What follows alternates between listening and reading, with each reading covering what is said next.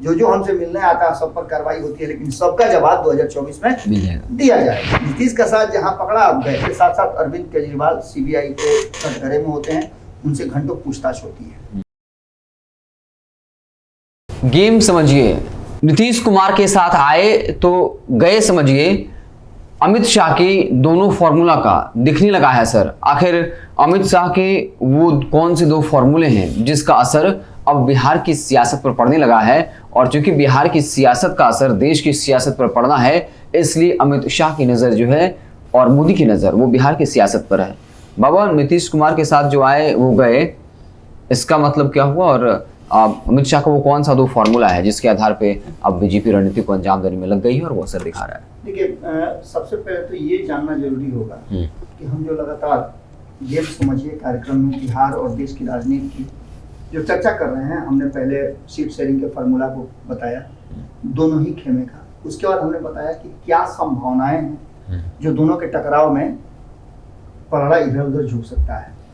आज हम जो बात लेकर के आए हैं उसमें नीतीश कुमार जैसे ही अब एक स्टेप और आगे बढ़ाने की घोषणा कर चुके हैं। 25 तारीख को उनकी मुलाकात होने वाली है ममता बनर्जी से, जो कि कहा जा रहा था कि दोनों नदी के दो पार्ट हैं, इसलिए एक साथ नहीं मिल सकते हैं।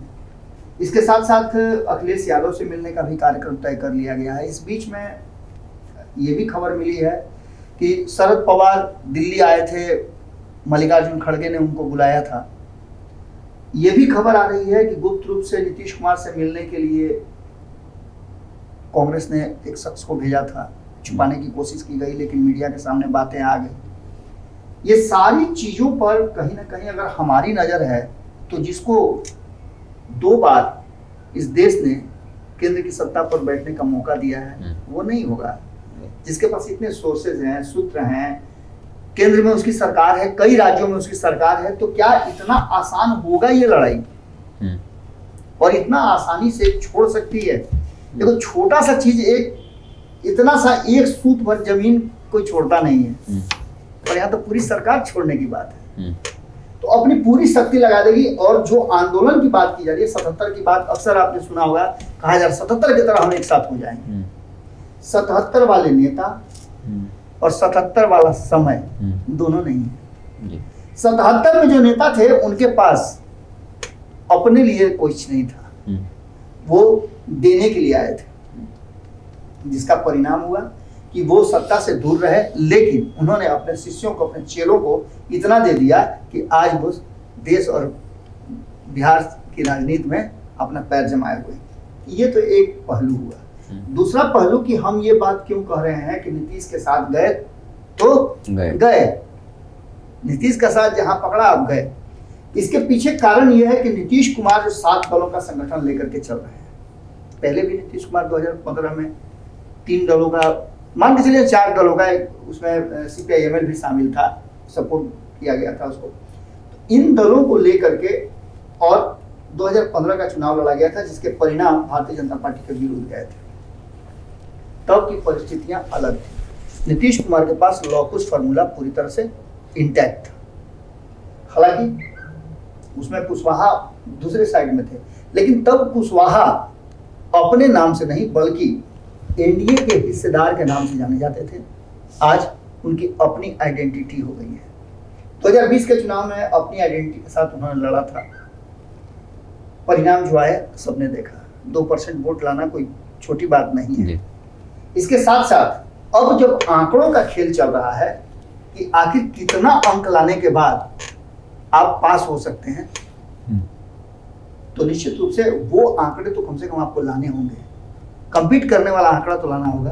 तो सबसे पहला फॉर्मूला ये है कि नीतीश कुमार और तेजस्वी यादव के साथ आने के बाद, हालांकि ये कहना अभी बहुत जल्दबाजी होगी कि नीतीश कुमार और तेजस्वी यादव एक साथ 2024 का चुनाव लड़ेंगे, क्योंकि जो परिस्थितियां पैदा हो रही हैं और जिस तरह के एक दूसरे के खेमे से बयान आ रहे हैं वो काफी चिंतित कर रहे हैं। जब बिहार में इस एकजुटता को एक साथ रखने में सफलता नहीं मिल पा रही है उस तरह से, तो निश्चित रूप से आगे जीतन राम मांझी की बात कर लें, राष्ट्रीय जनता दल की बात करें, कांग्रेस की बात कर लें, बिहार में सबने कहीं ना कहीं एक जगह आकर के एक दूसरे का विरोध किया है और वाम दल तो लगातार विरोध कर रहे हैं। नीतीश की नीतियां हो, शराबबंदी हो या अन्य मुद्दे हो। ऐसी स्थिति में अब नई नई चीजें सामने लाई जा रही है और इस पर भारतीय जनता पार्टी की कड़ी नजर है। सबसे पहले जो लोग भारतीय जनता पार्टी से अलग हट करके नीतीश कुमार के पक्ष में आ रहे हैं, उनका हालत आप देख लीजिए। हम ये नहीं कह रहे हैं कि भारतीय जनता पार्टी करवा रही है, लेकिन विपक्ष जब ये कह रहा है कि भारतीय जनता पार्टी, हमारे जो भी साथी जो हमसे मिलने आ रहे हैं, ये नीतीश कुमार ने खुले मन से कहा है कि जो हमसे मिल रहे हैं उन पर कार्रवाई आप लोग देख नहीं रहे हैं, जो हमसे मिलने आता है सब पर कार्रवाई होती है, लेकिन सबका जवाब 2024 में दिया जाएगा। अब इसके आगे की कहानी आप समझ लीजिए कि नीतीश कुमार के साथ अभी वर्तमान 7 दल हैं। जैसे ही आम आदमी पार्टी से उनकी मुलाकात होती है, आम आदमी पार्टी का बयान बदल जाता है। उसके साथ साथ अरविंद केजरीवाल सीबीआई के कटघरे में होते हैं, उनसे घंटों पूछताछ होती है और उनका बयान ये नहीं आता है कि हाँ नीतीश कुमार जो गठबंधन बना रहे हैं उस गठबंधन का हम हिस्सा होंगे। वो सीधा कह देते हैं कि हम 2024 में अकेले चुनाव लड़ेंगे, अपने दम पे चुनाव लड़ेंगे। तो पहले तो यहीं से आप शुरुआत कर लीजिए। आगे जीतन राम मांझी, आपने खबर चलाया था कि जीतन राम मांझी अब उन क्षेत्रों में पहुंच गए हैं जिन क्षेत्रों पर भारतीय जनता पार्टी की सबसे ज्यादा नजर है। क्या वो नीतीश कुमार को मजबूत करने गए हैं या भारतीय जनता पार्टी के लिए रेगी करने गए हैं? क्योंकि भारतीय जनता पार्टी का सबसे पहला लक्ष्य है नीतीश कुमार को अधिक से अधिक कमजोर करना, क्योंकि एक भी सीट राष्ट्रीय जनता दल के पास नहीं है लोकसभा की, एक सीट कांग्रेस के पास है, जिसको अगर छोड़ भी दिया जाए तो कोई बहुत बड़ी लॉस की बात नहीं है, लेकिन 16 सीटें जो नीतीश कुमार के पास है उस पर नजर भारतीय जनता पार्टी की है। ऐसी स्थिति में जो कई ऐसे राजनेता हैं, कई ऐसे सांसद हैं जिनकी लिस्ट बना करके भारतीय जनता पार्टी रेडी हो गई है और उन्हीं लोगों के लिए कहा जा रहा है कि अगर नीतीश के साथ रहे या गए तो गए। अब इसका फॉर्मूला आप समझिए कि अगर नीतीश कुमार, तेजस्वी यादव एक साथ रहते हैं, जो वर्तमान परिस्थिति बनी है, और बाकी के 4 दल उनके साथ रहते हैं, तो क्या परिणाम होगा, वोट का डिवीजन कैसे होगा? तो ये आप ऐसे समझ सकते हैं कि 15-30% वोट लेकर के कहीं ना कहीं सबसे अपर हैंड में राष्ट्रीय जनता दल है और ये नीतीश कुमार के साथ जुड़ जाता है। तो नीतीश कुमार के पास जो 8% अपना वोट है, उन वोटों में से अगर 4% काट भी दिया जाए तो 34% वोट हो जाता है। बाकी जो पिछले चुनाव में करीब 40% के आसपास वोट लेकर के भारतीय जनता पार्टी 303 सीट लेकर के आई थी, तो उसमें अंतर थोड़ा सा पड़ता है 2.5-3% का। ये 2.5-3% नीतीश कुमार अलग अलग राज्यों में संगठन बना करके जोड़ने का कोशिश कर रहे हैं। तो भारतीय जनता पार्टी इसको कैसे मात देगी? और नीतीश कुमार के पास जो वोट बढ़ गया है, अगर दोनों एक साथ लड़ते हैं तो भारतीय जनता पार्टी के लिए मुश्किलें होंगी, इसमें कोई दो राय नहीं है। लेकिन अगर नीतीश कुमार और तेजस्वी यादव दोनों अलग अलग हो जाते हैं तो 2014 की तरफ परिणाम आ सकते हैं। इसके लिए भारतीय जनता पार्टी ने जो फॉर्मूला बनाया है, पहले तो कोशिश भारतीय जनता पार्टी की ये है कि दोनों साथ रहते हैं तो उनके वोट बैंक को कैसे, जो नीतीश कुमार का वोट बैंक 8-9% जो आता था जुड़ करके, उसको कैसे हम पूरा करेंगे और जो उधर बढ़ रहा है वोट उसको कैसे मैचअप करेंगे। तो जो भारतीय जनता पार्टी का माचिस फॉर्मूला है उसके तहत 8% वोट सहनी का, हालांकि कहते तो ज्यादा है लेकिन 8% उनका वोट मान के चलिए। चिराग पासवान के पास जो 8% वोट है और जीतन राम मांझी के पास 4 से 5% जो वोट है, इसको अगर जोड़ लेते हैं तो 8 दूनी 16 और 5 21% वोट यहाँ जो है वो आ जाता है। तो 21% वोट को लेकर के अगर देखते हैं, अगर ये पूरी तरह से आ जाता है, हम इसका 50% मान के चलते हैं, तो 50% मान के चलते हैं तो नीतीश कुमार से 2% ज्यादा हो जाता है। उस 8% वोट को लेकर के जो वो एनडीए में चले जाते हैं, उसका वोट बढ़ जाता है। अब वही 8% लेकर के उधर गए हैं, लेकिन इसके साथ साथ 8% जो वोट है उसमें से नीतीश कुमार को लोग उसका वोट पूरा कैसे मिलेगा? इस पर तो बिल्कुल नहीं। इसलिए कि एक तरफ जहां आरसीपी उनसे अलग है, दूसरी तरफ उपेंद्र कुशवाहा अलग है और तीसरी तरफ भारतीय जनता पार्टी ने कुशवाहा समाज को एक स्थान दे दिया है सम्राट चौधरी को सामने ला करके। कुशवाहा समाज काफी एग्रेसिव है और जहां कुशवाहा समाज का नेता खड़ा होगा, उसका नेता जाकर के कहेगा, वहां वो वोट करेगा। और नेता का मतलब अब सम्राट चौधरी और उपेंद्र कुशवाहा। यही कारण है कि भारतीय जनता पार्टी के अगेंस्ट में अपने कुशवाहा नेताओं को मजबूत करने के लिए जनता दल यूनाइटेड की तरफ से कई मीटिंग्स किए जा रहे हैं, गुट बैठकें हो रही हैं, सैकड़ों की संख्या में लोग जुट करके और आगे अपने समाज को एक करने की कोशिश कर रहे हैं। लेकिन चुनाव के समय में ये उस तरफ जाएगा जहां उसके नेता होंगे और जहां ये संभावनाएं होगी कि हमारे जाति के नेता को स्थान मिलेगा, प्रतिनिधित्व मिलेगा। इसके साथ साथ एक सबसे बड़ा चीज है कि 30% वोट जो है उस पर अब क्या होगा। जो 30% वोट जा रहे हैं आरजेडी को और तेजस्वी यादव को, उन वोटों में से कैसे सेंधमारी की जाएगी। तो उसमें सेंधमारी करने के लिए भारतीय जनता पार्टी ने पहले भी कुदाल फार्मूला बनाया था, ये सबको पता है, जिसका कहीं ना कहीं इस कुदाल फार्मूला में कुशवाहा, दलित और लौ था, जिसको हमने बता दिया कि माचिस फार्मूले से वो तय किया जाएगा। तो दूसरी तरफ रूप फार्मूला है। रूप फार्मूला का मतलब आरसीपी, उपेंद्र कुशवाहा और पशुपति कुमार पारस है।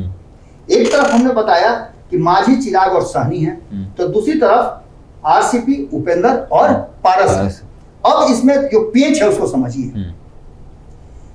एक माझी और सहनी मिल करके पहले भी एक साथ रह चुके हैं और अपने वोट को ट्रांसफर कराए हैं।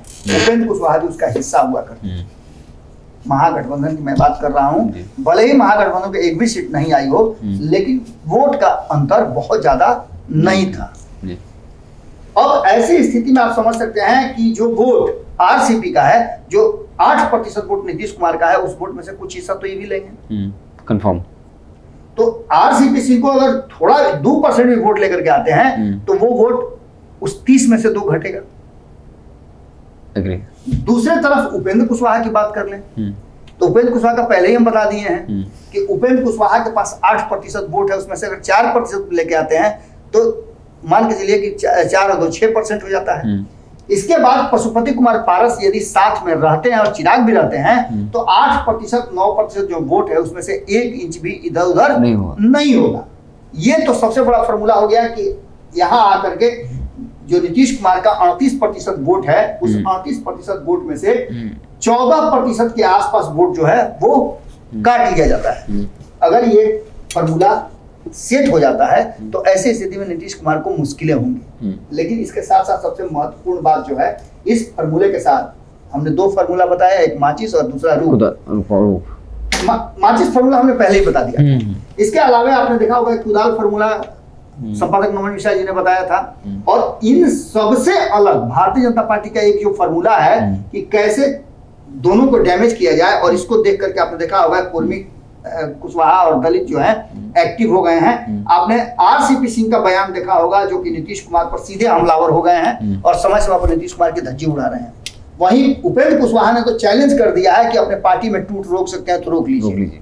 और कल 2 कार्यक्रम था, एक तरफ नीतीश कुमार कार्यक्रम के माध्यम से अपना दुखड़ा रो रहे थे और ललन सिंह का गुणगान कर रहे थे, तो वहीं दूसरी तरफ खूंटा ठोक करके उपेंद्र कुशवाहा की टीम ठाकुर धर्मेंद्र के नेतृत्व में अपना दमखम दिखा रही थी।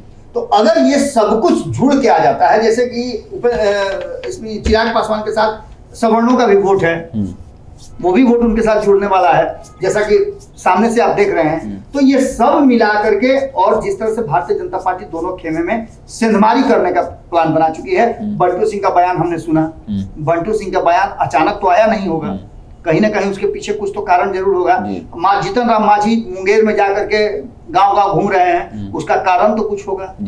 नीतीश कुमार और ललन सिंह के लिए तो इतना मेहनत तो करेंगे नहीं। तो निश्चित रूप से ये सारा जो फॉर्मूला है वो कहीं ना कहीं भारतीय जनता पार्टी ने बारी बारी से बुला करके, बुलाटा दे करके समझा दिया है। और उस फॉर्मूले पर चाहे वो मांझी हो, चिराग हो, सहनी हो, आरसीपी हो, उपेंद्र कुशवाहा हो, पशुपति कुमार पारस हो, या अन्य जैसे पृथ्वी माली जो लगातार मुलाकात कर रहे हैं, विद्यापति चंद्रवंशी जो लगातार मुलाकात कर रहे हैं, ये सारे लोग एक जगह आ जाते हैं तो जो ओबीसी वोट है, ईबीसी वोट है, सवर्णों का वोट है और अलग अलग जातियों का ये वोट है, ये सारा एक जगह आ जाएगा। और भारतीय जनता पार्टी इसको मैचअप करने की तैयारी कर रही है। यही कारण है कि आने वाले समय में ये भी देखा जा सकता है कि जब नीतीश कुमार को ये लगेगा कि हम उस जगह पर नहीं पहुंच पा रहे हैं तो नीतीश कुमार अंत समय में कमान किसी दूसरे के हाथ में भी दे सकते हैं। तो चलिए, आपको हमारी बातचीत कैसी लगी कमेंट बॉक्स में जरूर बताइएगा हमें। अगर आप फेसबुक पर देख रहे हैं हमारे पेज को लाइक कर लीजिए, यूट्यूब पर चैनल को सब्सक्राइब कर लीजिए। बहुत बहुत धन्यवाद। अगर ये वीडियो पसंद आई और वह बिहार के राजनीति और बिहारियत से सरोकार रखेनी तो सब्सक्राइब बटन दबा के चैनल के सब्सक्राइब कर ली। ओजे एगो घंटी बा, ओकरा बटन दबा देला से कुल सटीक और मारक खबर रुआ मुफ्त में मिल जाई। अगर रुआ पत्रकारिता के हमनी के नया प्रयोग में सहयोग कर चाहतानी तो ज्वाइन बटन दबा दी। पेटीएम नंबर नोट कर ली 9386816700। धन्यवाद।